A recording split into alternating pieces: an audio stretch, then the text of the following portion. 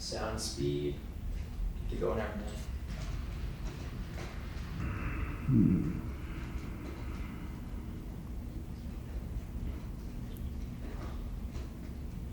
Years ago, my mom was an alcoholic, and I wouldn't talk to her for months at a time.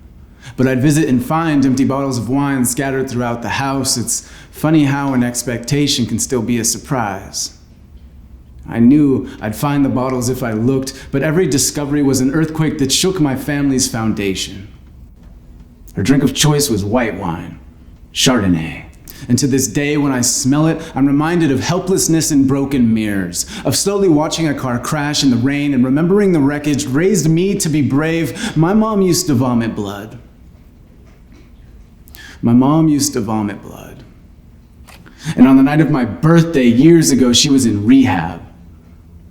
They took away her phone so she could detox. They took away her internet access so she could focus on her healing. I had just moved overseas to Australia. I felt about as far away as possible, and I vividly remember the night when I was walking down the middle of the street. I stopped and stood under a street light and sighed. I just didn't want my mom to die.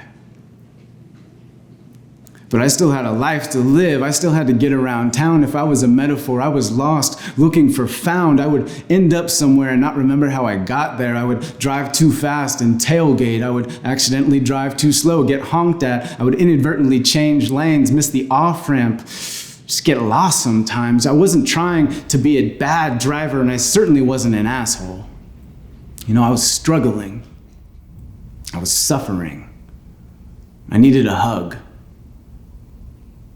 I was flailing in rough seas. I was coughing up lungfuls of dark waves. I was thinking I was sinking because my arms were numb. I couldn't feel my legs, and what I needed was someone to tell me with a hushed assurance and a knowing grin that you'll sink slower if your chin's up, friend.